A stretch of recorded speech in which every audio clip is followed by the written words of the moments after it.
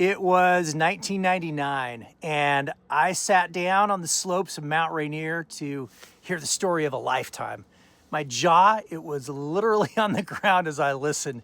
Dave Hahn had just returned from climbing Mount Everest, and his team was trying to solve one of mountaineering's greatest mysteries. They literally found George Mallory's body. Mallory and Irvine had disappeared 75 years early while trying to become the first to summit Everest.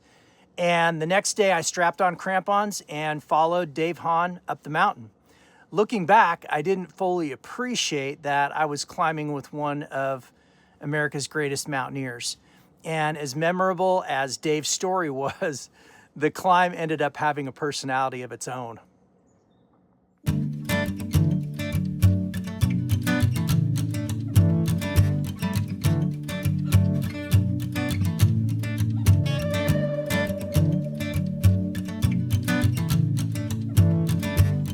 Life-changing moments, not postcard views, those deeper experiences that really land.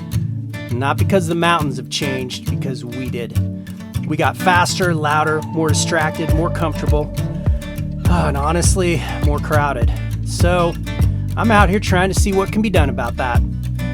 Ocean to Ice, or OTI, is a 6-month, 1,000-mile backpacking expedition through the Pacific Northwest and Canadian Rockies, used as a living laboratory. I'm basing out of my van, the Silver Sasquatch, between sections and sharing notes from the trail.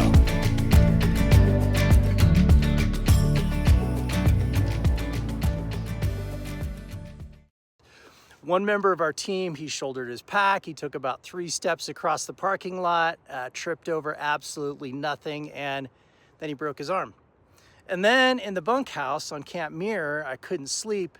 I mostly remember lying there wondering why the guy next to me was eating mayonnaise out of a jar with a spoon. And then as we climbed through the night, weaving between crevasses by headlamp, our team, it slowly shrank because many, they just turned around or they ran out of gas. And then we finally reached the summit and could see absolutely nothing. I have a picture of me swaddled in down gear like a fat, fluffy baby penguin and holding my ice axe over my head with a plastic helmet, and I can see nothing. I could have just stayed home and just turned on the hot water in the shower for 15 minutes and then taken the same photo and saved myself a lot of trouble.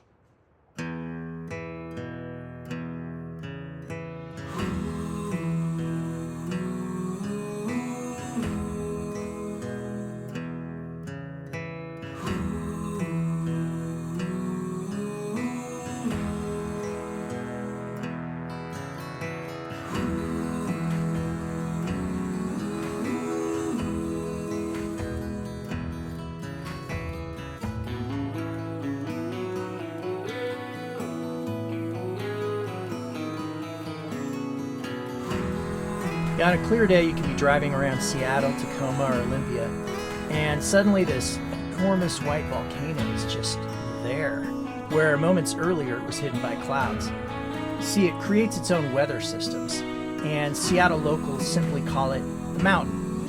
It doesn't belong to a mountain range, it is a mountain range. And there are 25 named glaciers, more than 5 times as much snow and ice as every other Cascade volcano combined. And crevasses here, they aren't cracks, they're canyons. For instance, in 1946, a military transport plane crashed into the South Tahoma Glacier. The glacier just swallowed it. So, not surprisingly, with the scope of this place, it's where many of America's Himalayan climbers learn their craft. The brochure for Mt Rainier mentions waterfalls, fields of wildflowers, and insane views of the glaciated peak. And for once, the brochure, I think, undersold it. I mean, it's truly fabulous. Staggering, really. One kid told me I'd see Komodo dragons on the mountain, and that was false, but everything else was completely accurate. So here's the issue. The brochures don't have fine print or disclaimers, but if they did, they'd probably tell you that 2.5 million people visit every year, their cars in a steady stream up and down the mountain. They circle the Paradise parking lot like a wake of vultures, except instead of waiting for something to die, they're waiting for someone to leave. And ice cream at the cafe runs out by 2 in the afternoon. Bathrooms, they congest like halftime at the Super Bowl. Toilets are sometimes literally overflowing. The trails are packed and it's a madhouse. What is sometimes the best, according to the brochure, can quickly become the worst, according to reality. Yeah, so this year I kind of had big dreams. I was kind of envisioning the Wonderland Trail because just the name alone, I mean, it sounds like the best trail in the world, but of course, no luck with the lottery, ridiculously hard. But because of that, I discovered something else. I mean, the day hikes just out of Paradise and Sunrise, they are spectacular. They're just jaw-dropping. And, you know, I'd rather get up before anybody else is even thinking about it, except, I don't know, maybe those people at bakeries that make donuts in the morning, but just get up early and have the whole place to myself, and then no backpack. Are you kidding me?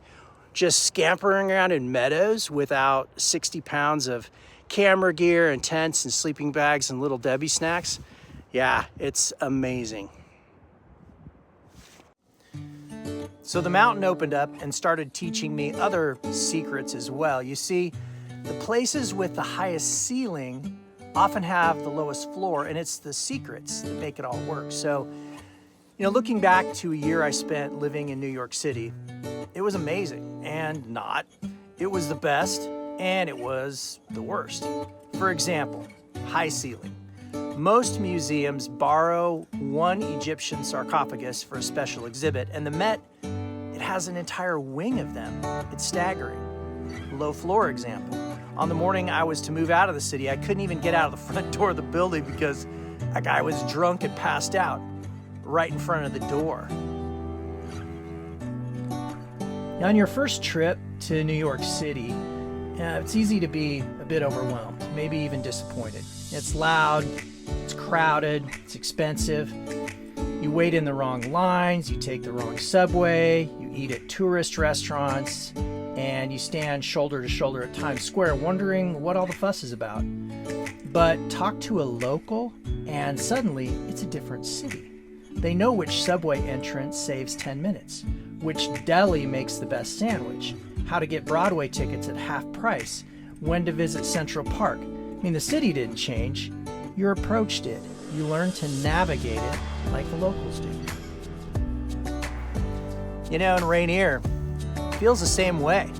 The upside is enormous. World-class scenery, wildflower meadows, glaciers, adventure, but so is the downside. There's crowds, there's impossible permit lotteries, full parking lots, empty ice cream machines, and bathrooms that deserve their own national disaster declaration. You know, the locals, they aren't here because the problems don't exist. They're here because they've learned how to work around them. They know the mountain's rhythms, the right trail, the right hour, the right season, the right weather window. Every extraordinary place has a hidden version of itself, and finding it is part of the adventure. The locals, they don't love New York because it isn't crowded. They love it because they understand the crowds. They know where they'll be, when they'll be there, and how to avoid them. The same is true of Mt Rainier. The difference between a tourist and a local usually isn't enthusiasm, it's knowledge. The brochures can show you where to go. The locals teach you how to experience it. And that's the difference.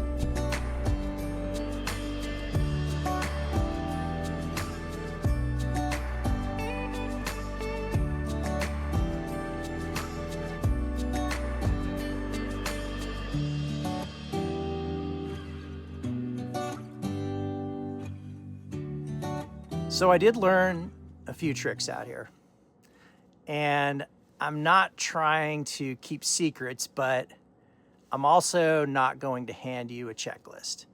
I mean, that would miss the point. The fun isn't just finding the beautiful places, it's figuring them out and finding the rhythm. That's the Backstage Pass. Time to get back on the trail. Pack's on.